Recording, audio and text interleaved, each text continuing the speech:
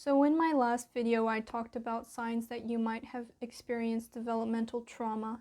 In this video, I want to talk about how you can address those symptoms so that you can live a healthier, more fulfilling life.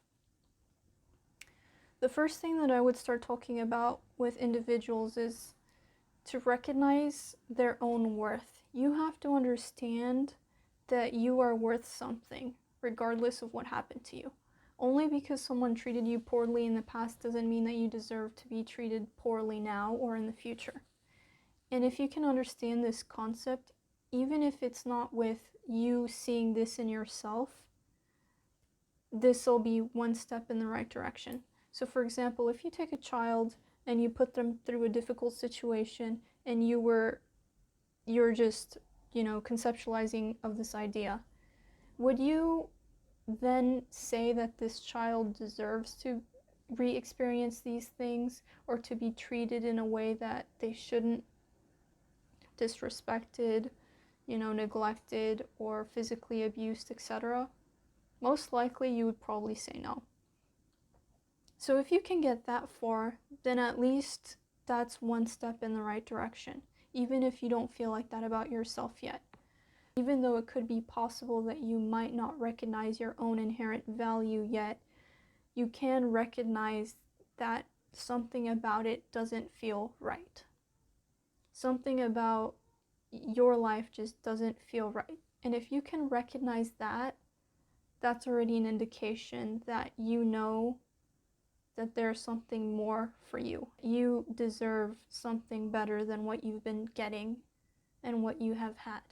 I would like you to eventually get to the point where you realize that you are an individual, a human being with needs, just like any other individual. Needs don't make you bad or wrong. Needs are just part of life. Once you establish that, then we can move on to trying to find people to meet your needs. So there are so many different needs that an individual can have. There can be emotional needs, physical needs, so many that I can't even think of right now. But what I want you to identify is what in my life is missing. Okay. Once you establish what you're missing in your life, I would like you to write a list of these things, and I want you to try to figure out ways that you can get these things met, either yourself or by other people.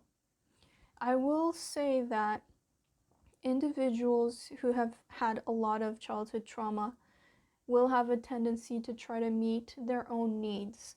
So if you're that type of person, if it really is something that someone else can meet for you, I would most likely try to get that met through someone else. Not only is that going to be a healing experience for you because you're going to feel actually valued for once, realizing that your needs are actually important and that people actually might want to give those things to you, which is the complete opposite of your childhood experience.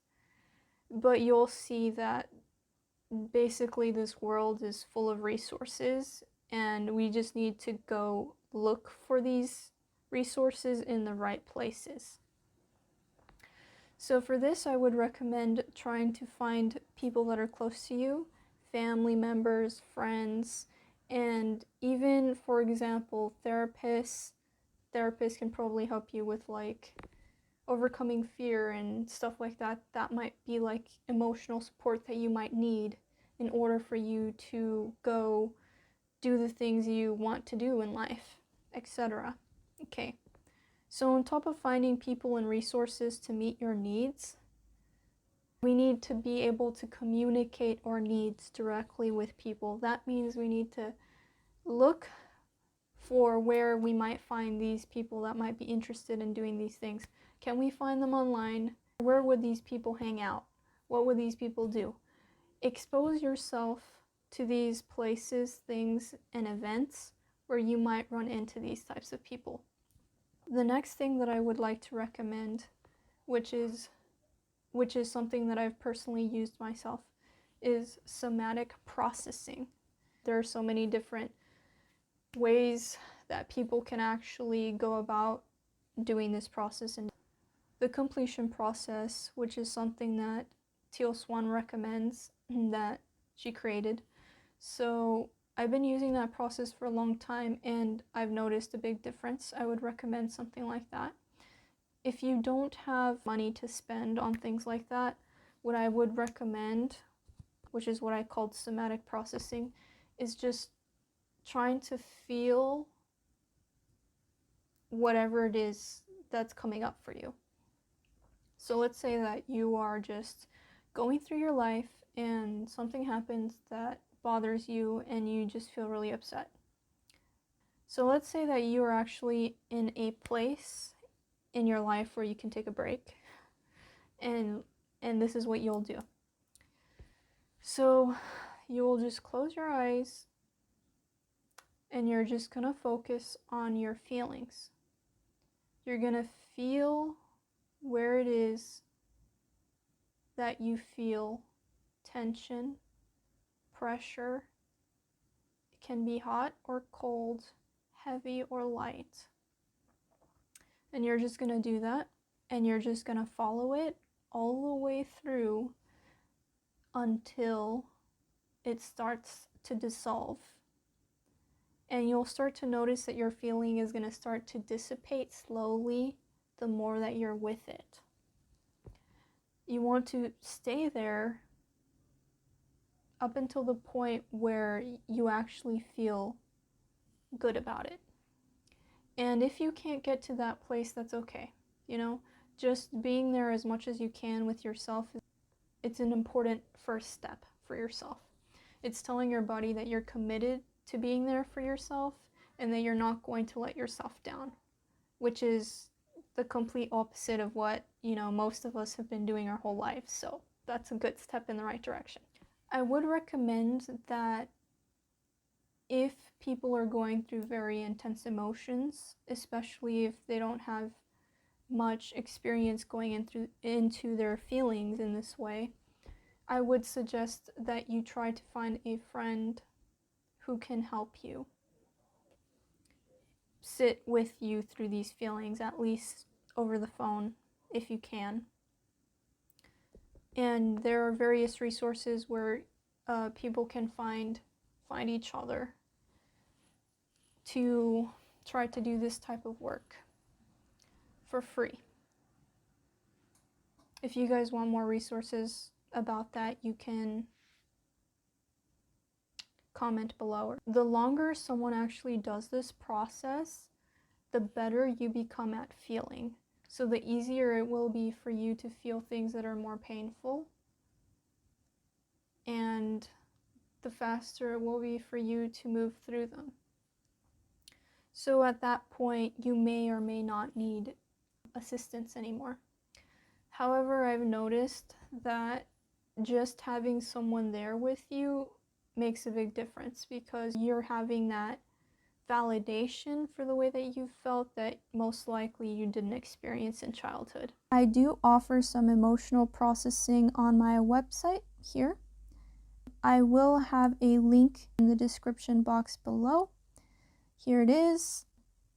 You can just add it to your cart, and here's a description. I also have reviews. The last thing that I would like to address: personal belief systems. Any belief systems that you have that you know are not benefiting you. So for example, you're gonna write a goal. Whatever it is you want to accomplish, write that goal.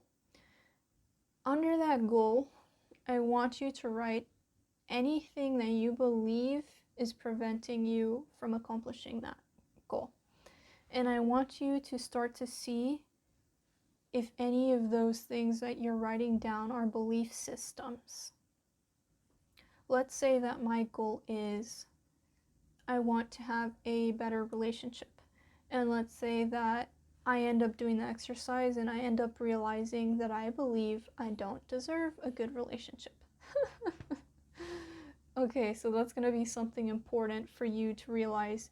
If you have contradicting beliefs or contradicting wants, it's going to be difficult for you to actually get the things you want in life. And so what we want to do about this is that we want to make sure that our thoughts, our actions, and our words are all headed in the same direction. It is easier to change your beliefs because they tend to affect your actions and your thoughts. So you can look at these beliefs that you have about yourself, and you can start to try to either see how that isn't true about yourself, or you can even do the same process that I recommended earlier. Like, let's say that you go into a part of yourself that feels like you don't deserve a good relationship. You can go into that aspect of yourself by asking to feel that belief system, and then you're going to just let those feelings naturally process and come out of your body naturally by you being present with them. That should also work as well. Okay, so once you've done that and you've addressed as many issues as you can for whatever particular goal you have in mind, then you can create a practical, logical plan, which is figuring out what actions I need to take in life to get there, what things I need to physically do. You need to break that down into smaller steps. So, step 1, get up early. Step 2, exercise. Whatever it is for you, you can just break it down into small things. Don't forget to like, comment, and subscribe. Have a good day, everyone.